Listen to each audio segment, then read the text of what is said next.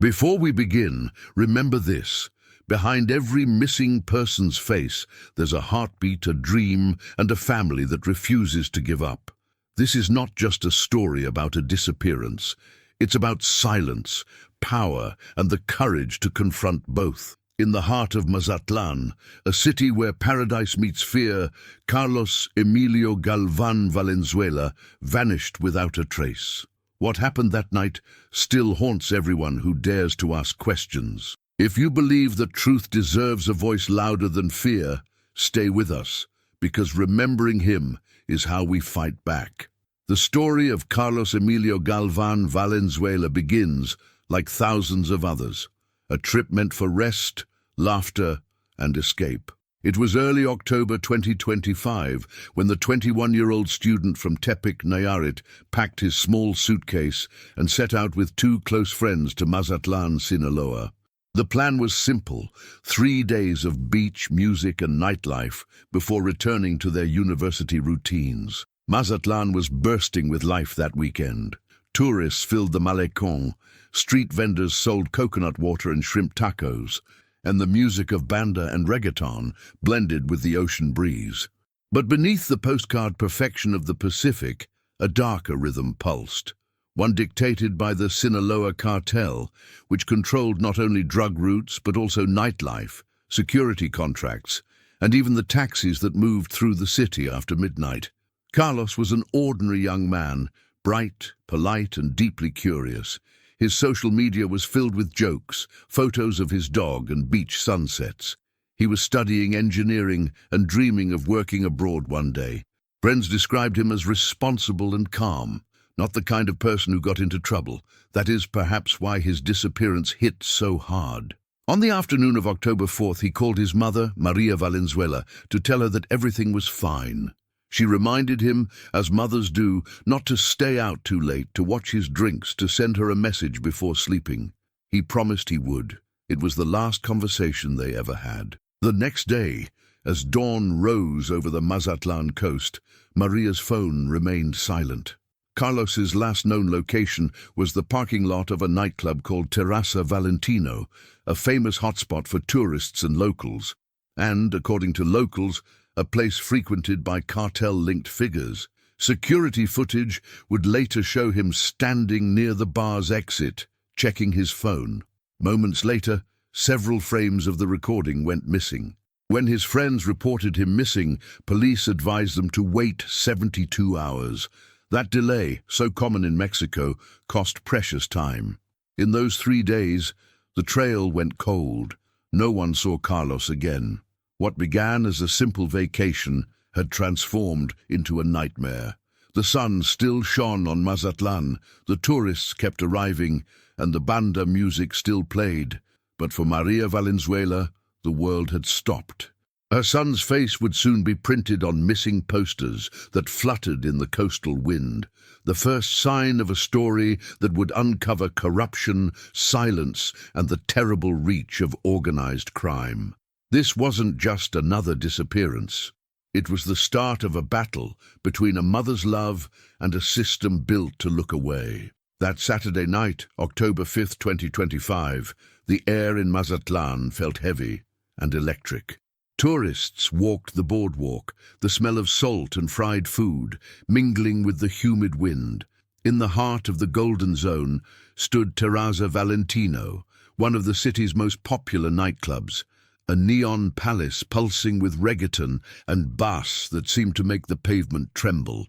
Around midnight, Carlos Emilio Galván Valenzuela and his two friends arrived dressed casually.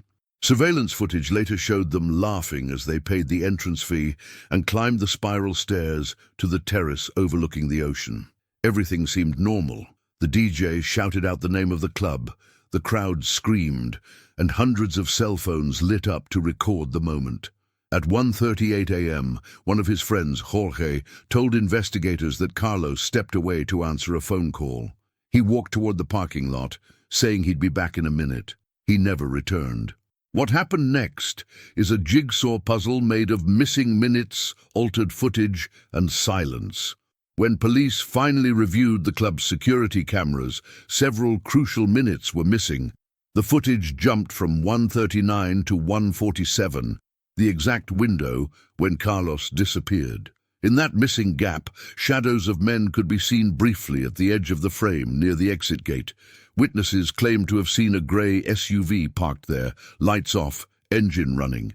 Others said they heard a brief argument, a voice shouting, "Subete! Get in!" followed by the screech of tires. But in Mazatlán, witnesses vanish faster than evidence. By morning, those who might have spoken had already forgotten what they saw. When his friends alerted the police, the officers at the local precinct seemed indifferent.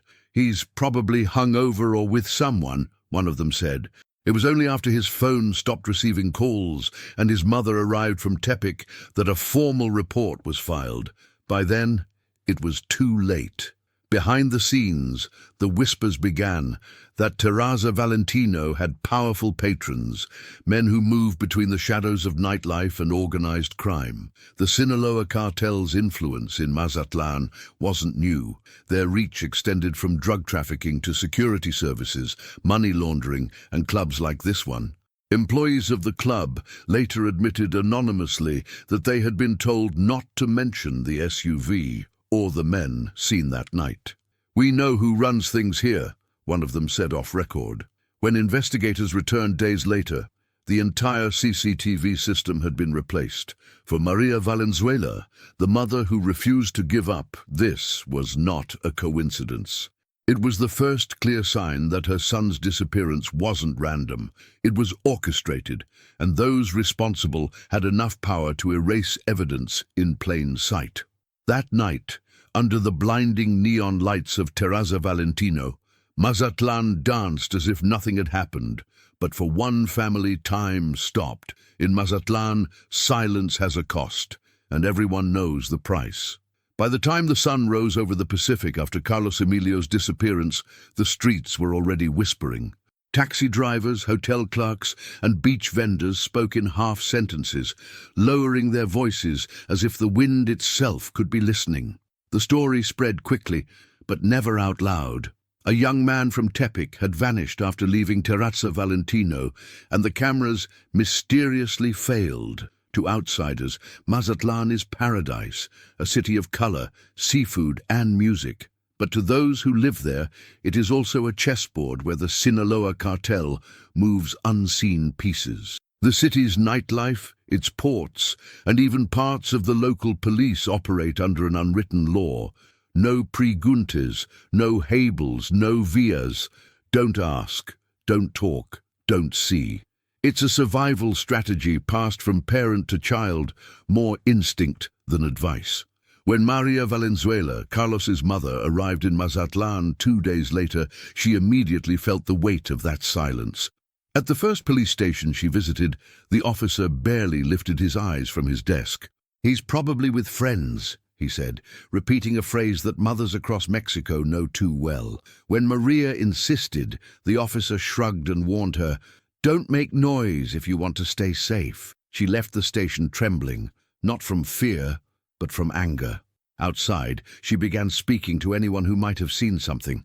Taxi drivers parked along Avenida del Mar, vendors near Valentino, even janitors who cleaned after the night shift. One of them, a young man who refused to give his name, finally whispered what many suspected. "Se lo llevaron, señora, pero aquí nadie dice nada. Es mejor callar." "They took him, ma'am, but here nobody says anything. It's better to stay quiet." That phrase, "it's better to stay quiet," would haunt Maria for months. When she walked the same streets where her son disappeared, she noticed a pattern. The same SUVs parked at corners, the same men in casual clothes with earpieces, the same police cars that passed by and did nothing. It was a choreography of fear. Rumors circulated that the SUV involved that night was connected to a local logistics company used to move cartel money. A journalist who tried to report the story later received threats and left the state. The rest of the media moved on. At night, Maria stayed awake, scrolling through her son's photos, looking for clues, anything that could explain why. She couldn't accept the idea that her son had simply vanished. In a city where everyone knows who controls what, Disappearance doesn't happen by accident. Mazatlán had turned into a stage where every silence was rehearsed. Behind the smiles of tourists and the hum of banda music, there was another rhythm, one of fear, complicity, and survival. Everyone knew something, but no one dared to speak, and in that silence, Carlos's name began to fade, unless someone fought to keep it alive. When Maria Valenzuela arrived in Mazatlán, she had only one photograph, her son's ID number, and a heart that refused to surrender. The bus ride from Tepic took almost 6 hours, but for her it felt like days. Every minute that passed was a torment. She knew that in Mexico, the first 72 hours of a disappearance are the most critical, yet the authorities treat them like a waiting period. The first thing Maria noticed was the apathy. At the Mazatlán police station, she waited for nearly 2 hours before an officer took her statement. He didn't look at her once. When she finished, he simply said, "He's probably out with friends or a girlfriend. Come back on Monday." Maria felt her chest tighten. "No," she replied. "My son wouldn't vanish without calling me. He's not a statistic, he's my child." That night, she walked through the same streets where Carlos had last been seen. The neon lights of Terraza Valentino were still flashing, the music still loud. Nobody seemed to notice that someone had disappeared right there, under those same lights. She stood by the entrance, clutching her son's photo, and whispered, "I know you're close. I'm going to find you." The following days became a blur of searching, calling hospitals, morgues, and police offices. Every answer was the same: "We have no information." But Maria refused to be dismissed. She returned to the nightclub, demanding access to the security footage. The manager avoided her eyes and claimed the system had been under maintenance. That phrase, under maintenance, became her obsession. When she finally convinced a technician to talk, off the record, he told her that the footage had been copied by state investigators and then deleted. "You didn't hear it from me," he warned. By then, Maria understood what she was facing, a system built not to protect victims, but to protect perpetrators. The more she pushed, the more resistance she encountered. One police commander even told her, "You're playing with fire, Senora. Let it go before something happens to you too." But Maria's grief turned into defiance. She started posting daily updates on social media, using the hashtag "Donde está Carlos Emilio," gathering support from strangers across Mexico. Local reporters began covering her story, describing her as "La madre que no se rinde," the mother who doesn't give up. In front of the Mazatlán prosecutor's office, she held a small protest. Only 5 people came at first, relatives of other missing persons. But together, they stood under the scorching Sinaloa sun holding photos of their children. Each face represented a story erased by indifference. That day, Maria looked at the cameras and said, "I don't want revenge. I want the truth. I want my son back, or at least the courage to face what they've done." Her voice trembled, but her will was unbreakable. In a city trained to look away, she became the first to stare directly into the darkness. 2 weeks after Carlos Emilio's disappearance, the official investigation had stalled completely. Maria Valenzuela's file sat on a dusty desk, buried beneath stacks of forgotten paperwork. But outside the bureaucracy, she was gathering her own clues. Fragments of truth that, when pieced together, began to reveal something much larger and far more dangerous than she ever imagined. It started when a young journalist from Mazatlán contacted her anonymously. His name was Diego Herrera, and he claimed to have sources within the municipal police. "What happened to your son wasn't random," he said, during their first meeting at a seaside cafe. "There's a pattern, and it's always the same people." Diego showed her snippets of internal police memos that mentioned a grey SUV seen outside Terraza Valentino the night Carlos disappeared. The license plate, partially visible in one of the remaining security clips, was traced to a logistics company based in Culiacan. Officially, it handled transport of construction materials. Unofficially, it was rumored to be a front for laundering cartel money. The company's owner, Julian El Zurdo Ortega, had never been convicted of anything, but his name appeared repeatedly in intelligence reports linking him to the Sinaloa Cartel's financial operations. Several of his trucks had been seized in past drug busts, but mysteriously released within days. When Maria presented this information to the prosecutor's office, she was met with cold stares. "Those documents are not admissible," said one investigator. "You shouldn't be meeting with reporters. It could compromise your safety." But Maria knew what that really meant. She was getting too close. Days later, Diego called her in a panic. The files he had shared were gone from his computer. His apartment had been broken into, and his external drives were missing. "They're watching," he warned her. "Be careful who you trust." Then came another blow. The nightclub's surveillance footage. Authorities claimed the hard drives had been corrupted due to a power surge. When Maria demanded an independent review, she discovered that the system had been replaced entirely. The old drives were gone. So were the guards on duty that night. One of them had left the state. Another simply vanished. In her desperation, Maria filed an open complaint with the National Commission for Human Rights, accusing local authorities of negligence and obstruction. The commission accepted it, but privately warned her that any case touching cartel finances faced institutional resistance. Meanwhile, online communities began sharing Carlos's story. Activists, students, and even other families of the disappeared started connecting his case to others. Young men taken from bars, highways, or beaches, all under similar circumstances. The more Maria searched, the clearer it became that her son was not an isolated case. He was part of a wider network of disappearances, possibly linked to forced recruitment and debt collection for cartel fronts. Every clue pointed back to the same place, Terraza Valentino, a club operating freely under the neon lights of Mazatlán, where power and impunity danced hand in hand. And yet, even as she uncovered these truths, Maria could feel eyes following her. Cars idled outside her hotel. Unknown numbers called and hung up, but she refused to stop. "If they think they can silence me like they silenced him," she wrote in her diary, "they've chosen the wrong mother." Thus, by the third month of Carlos Emilio's disappearance, Maria Valenzuela had become an expert in the language of indifference. She had memorized the hollow phrases bureaucrats use to pretend they care. "We're still investigating. We're waiting for authorization. We'll let you know." Every office she entered smelled of old paper and defeat. Behind every desk, someone told her to be patient while time buried her son's trail deeper and deeper. In Mexico, the system isn't broken. It's designed to exhaust you.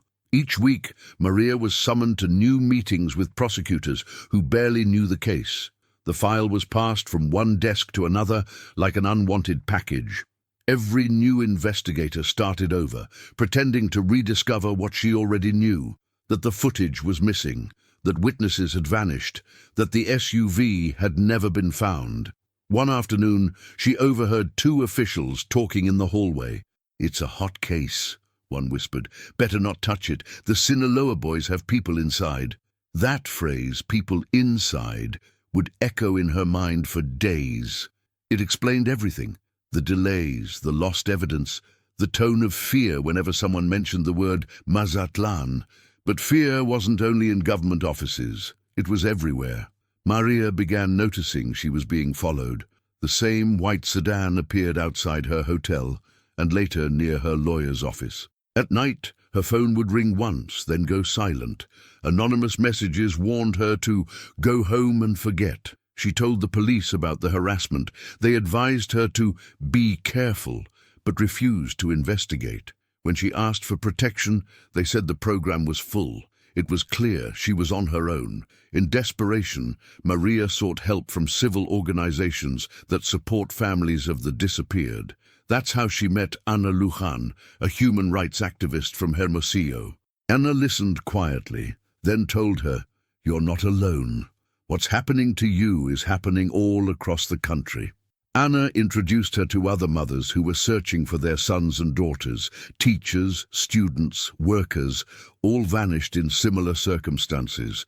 Together, they formed an informal alliance to pressure authorities and share resources.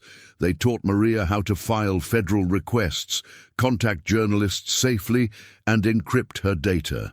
Through these networks, she learned that cases like Carlos's were often tied to forced disappearances connected to money laundering networks and local police collaboration. They use fear as a weapon, Anna said. They expect you to give up, but Maria didn't. She began recording every call, every visit, every lie. She filled notebooks with names and dates. If they kill me, she told Anna, I want people to know where to start looking. Meanwhile, whispers spread that a new prosecutor might reopen the case. Hope flickered again, fragile but real. Maria printed another stack of flyers with her son's face and walked the streets of Mazatlán under the brutal sun. Each poster she taped to a wall was an act of defiance. Each step through those streets was a quiet declaration: you may control this city, but not my voice. Technology became both a weapon and a witness in the search for Carlos Emilio. After months of dead ends, it was not a police report or a forensic team that uncovered new clues. It was his digital footprint. Maria Valenzuela had learned to navigate the internet like an investigator. She went through every post, message, and tag on her son's accounts. Carlos had always been active on social media, posting songs, photos with friends, and small details of his life. The night of his disappearance, he had uploaded a short story to his Instagram feed, a selfie on the terrace of the club with the caption, "Perfect night, Mazatlán." That was the last image he ever shared. Days later, Maria noticed something strange. At first, it was subtle. One of his stories disappeared, then another. Then she saw that a new device had logged into his account. When she checked the IP address, it traced back not to Mazatlán or Tepic, but to Culiacán, a city long considered a stronghold of the Sinaloa Cartel. Someone was inside his phone. She went to the authorities with this information, expecting them to act immediately. Instead, the investigator shrugged. "It's probably a hacker," he said. But Maria didn't believe that. She took screenshots, timestamps, and cross-referenced everything. The device had accessed not just Instagram, but his Google Drive and email. Whoever it was, they were cleaning up, deleting photos, messages, and contacts. Soon after, Maria received an anonymous email from an untraceable address. It contained one sentence: "Stop looking. You don't know who you're dealing with." That was when she realized that Carlos's disappearance wasn't just physical. It was digital erasure. Someone was trying to erase every trace of his existence. A volunteer from a cybercrime NGO helped her recover fragments of his deleted data. Among the recovered files was a voice note Carlos had sent to a friend the night he disappeared. The message was short and tense. "Bro, something weird's happening here. These guys are looking at me funny. I'll text you when I leave." He never did. Using cell tower data, the NGO determined that his phone signal was last detected on a rural highway leading toward El Dorado, a region known for hidden ranches used by cartel groups. After that, the device went dark. Despite all this, the authorities refused to update the case status. They still called it a missing person under unknown circumstances. For Maria, the evidence spoke louder than any official report. Her son's phone had led her into the heart of the cartel's territory and the system that protected it. Still, she didn't stop. She backed up every file, every screenshot, and sent copies to journalists and activists. "If something happens to me," she told them, "the truth is already out there." The digital trail became her son's voice from beyond, a whisper that refused to be deleted. When hope becomes a habit, even grief can ignite a revolution. For Maria Valenzuela, the search for her son Carlos Emilio had evolved from a personal crusade into something larger, something unstoppable. After months of silence and intimidation, she realized that justice would never come from inside the system. So she turned outward to the streets, to social media, and to the voices of other mothers who, like her, refused to surrender their children to oblivion. Through a Facebook group for families of the disappeared, Maria found the Buscadoras del Pacifico, a collective of women who searched for missing loved ones across Sinaloa, Nayarit, and Sonora. They weren't detectives or experts. They were teachers, cooks, housewives, and nurses, armed only with shovels, water bottles, and courage. The first time Maria joined them, she expected tears. Instead, she found determination. At dawn, dozens of women gathered outside a gas station near the outskirts of Mazatlán. Their clothes were dusty, their faces hidden beneath scarves. They greeted each other not with small talk, but with quiet prayers. "Today, we dig," one woman said. "Maybe we'll find bones, maybe we'll find nothing, but at least we'll know we looked." The group had received an anonymous tip about a site near a canal outside Villa Union, an area used by traffickers as a dumping ground. They searched in silence, each strike of the shovel echoing across the empty field. Maria felt her body tremble as the earth cracked beneath her hands. Hours later, they unearthed fragments, pieces of cloth, a shoelace, something that looked like bone. A forensic team was called, but by the time they arrived, the sun had already set. "We'll take it from here," the officers said, loading the remains into a truck. They didn't allow the women to see or photograph anything. Weeks later, the DNA results came back as inconclusive. The authorities closed the report, but Maria didn't stop. That night, she wrote in her journal, "They can erase evidence, but they can't erase love. Every mother who digs is a voice that refuses to die." Her words spread online, resonating with families across Mexico. Soon, other mothers began to join her, using her son's name as a rallying cry. Together, they formed a movement, Red por la Verdad del Pacífico, to demand transparency, accountability, and national visibility for the disappeared. Media outlets started covering their marches. Universities invited Maria to speak. She became a reluctant leader, her voice trembling but powerful. "I didn't choose this fight," she told one interviewer. "It chose me the moment the system turned its back." For the first time, the people of Mazatlán began whispering her name, not out of fear, but out of admiration. Maria had transformed her pain into resistance. Her son's absence had become a movement. By the time a year had passed since Carlos Emilio's disappearance, Maria Valenzuela had collected hundreds of documents, photos, and testimonies, yet not a single person had been arrested. The file at the prosecutor's office was thicker than a novel, but emptier than silence. Each report, each progress update, was a carefully constructed wall of bureaucracy designed to exhaust her. Still, Maria kept going. She had learned how the system truly worked, not through transparency, but through shadows. Inside the prosecutor's office, she met a young clerk named Raúl, who had seen too much and trusted too few. He called her one afternoon, his voice trembling. "Señora, your son's case was reassigned because someone high up said it was too sensitive. They're cleaning the file." "What do you mean, cleaning it?" she asked. "They're removing the references to the company from Culiacán, the SUV, the witnesses, everything that connects it to the cartel." That call changed everything. Maria began to notice new faces at her public demonstrations, men who didn't chant, who didn't hold posters, who just watched. Sometimes they followed her to her car. Once, she found her tires slashed outside her hotel. When she filed a formal complaint, a police officer smiled bitterly and said, "You're brave, Señora, but here, bravery is a death wish." And yet, bravery was all she had left. Through her connections with activists, Maria learned that several investigators in Sinaloa had been reassigned or silenced after touching cases that brushed against cartel money. She met the sister of a missing police officer who had once worked on her son's file. His last text message before vanishing read, "Tell them not to look in Mazatlán. It's bigger than that." Journalists from Animal Politico and Proceso began to cover the case, hinting at collusion between local officials and organized crime.